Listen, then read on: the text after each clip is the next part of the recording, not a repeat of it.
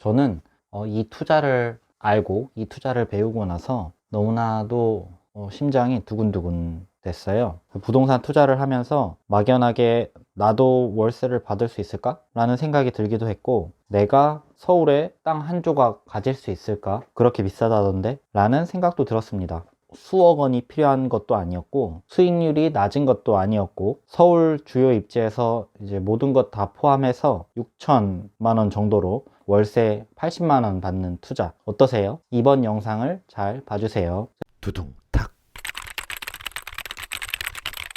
부동산 투자라고 하면 처음에는 사는 곳이, 제가 살던 곳이 원룸, 자취방 뭐 이런 곳이다 보니까 당연히 이제 건물을 갖고 있고 건물이 있으면 월세를 받는 게 가장 좋은 거라 생각이 들었어요. 그리고 그것이 부동산 투자의 정석이라고 생각도 들었어요. 근데 아니었어요. 제가 이번에 말씀드릴 곳은 아파트는 아니고요. 부동산 투자를 하는 사람들은 뭐 많이들 알고 계시겠지만 그래도 비교적 덜 주목받은 곳입니다. 부동산 투자를 안 하는 사람들은 그냥 지나쳐버릴 건물이기도 하고, 저 빌딩은 뭔가 이런 생각도 안 하셨을 것 같아요. 그냥 건물이구나 라고 생각을 하셨을 것 같아요. 바로 이런 곳입니다. 굉장히 깔끔하고 되게 호화스럽게 요즘은 이렇게 많이 짓고 있는 추세고, 이런 거 이런 식으로 이 건물 안에 사무실들이 많이 있어요. 으리으리하죠. 이 건물은 전체를 사고 파는 방식의 빌딩이 아니라 바로 지식산업센터입니다. 지식산업센터는 요즘 주목받고 있어서 아주 뜨거운데요. 예전에는 아파트형 공장이라고 이렇게 불렸었는데 지금은 제조업 중심이 아니라 미래 산업의 중심이 될 수 있는 여러 가지 산업들이 이곳에 입점을 하고 이곳에서 사업을 해나가고 있습니다. 지금부터 제가 지식산업센터를 왜 샀는지 그리고 어떻게 샀는지 말씀드릴게요. 둥탁.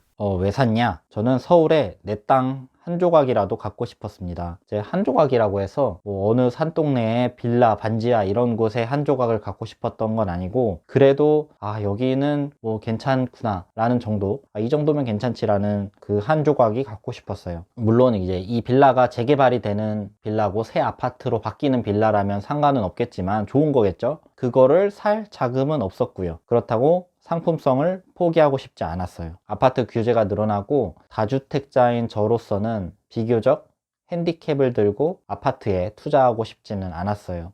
핸디캡이라고 하는 건 취득세, 보유할 때 보유세, 양도세 정도 되겠죠. 그래서 제가 가지고 있는 투자금으로 살 수 있는 걸 찾았습니다. 지식산업센터의 가장 큰 장점이라고 할 수 있는 대출을 최대 90%까지 할 수 있어서 레버리지를 잘 활용을 했어요. 만약에 혹시 아파트 시장이 정체가 되거나 하락이 예상되는 시점에서 이런 걸 대비해서 월세를 받는 수익형 부동산으로 제 자산 자체를 분배를 하고 싶었어요. 아파트만 가지면 이제 거의 다 이제 같은 주택 시장이다 보니까 수익형 시장으로 자산을 분배를 하고 싶었습니다. 물론 뭐 아파트 시장이 안 좋으면 아주 영향이 없는 건 아니지만 그래도 매달 월세가 들어오니까 뭐 팔 이유가 전혀 없고 굳이 분위기가 안 좋은데 팔아야 하나 싶은 생각도 들었습니다. 이건 만약에 시장이 침체됐을 때 얘기예요. 그래서 월세만 받냐? 그것도 아닌 게 이 매매 가격도 점점 상승하고 있고 월세도 수요가 많아짐에 따라서 장사를 하시는 분들은 잘 모르실 수도 있는데 이 월세는 오르는 추세입니다. 이곳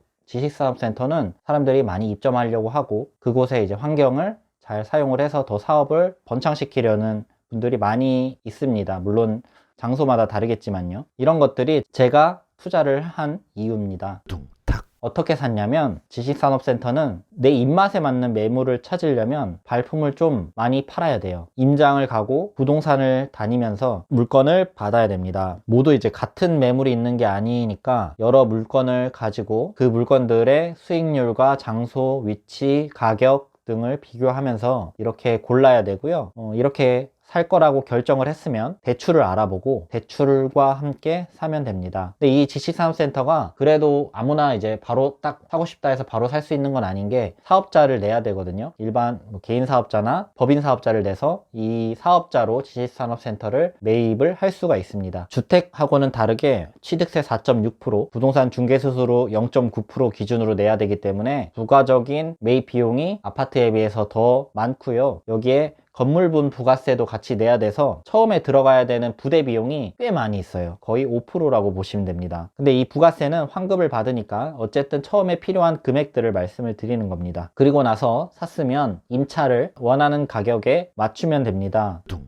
제가 가진 투자금을 전부 다 쓰고 싶지는 않아서 7천만 원 이내로 매물을 알아봤고, 그 매물이 임차를 맞추고 나니까 모든 부대 비용 포함해서 6,050만 원이 들었고, 월세는 대출 이자를 제외하고 80만 원이 됩니다. 이 같은 투자를 3개를 한다고 했을 때 1억 8천만 원으로 240만 원 월세를 받는 거니까 1억 8천만 원이 만약에 있으면 제가 사회생활 했을 때 첫 월급을 받을 수 있는 투자기도 합니다. 산 지역과 이 지식산업센터의 특징을 또 하나 말씀드리면, 우리가 서울에 방문을 하거나 서울에 사시는 분들이나 어디 가면은 불편한 것들 중 하나가, 뭐 다른 것들은 좋은 점들이 많은데 차가 많이 막히고 주차가 굉장히 어렵고, 직장인 분들은 출퇴근하는데 시간을 많이 쓰고, 그렇죠. 그래서 이 지식산업센터는 회사들이 입점하는 거기 때문에 회사 사장 한 명만 일하기 편한 곳이 아니라 회사에 소속된 직원들이 출근하기 편한 역세권이어야 좋고, 그리고 손님이 오거나 그 회사 생활을 할 때 쾌적한 환경에서 일하는 게 좋겠죠. 그래서 건물 관리나 관리비 이런 것들이 그나마 적은 돈으로 충족시킬 수 있는 곳이 지식산업센터입니다. 서울 중심지의 지식산업센터는 적어도 수요가 줄어들지는 않겠구나 라고 싶어서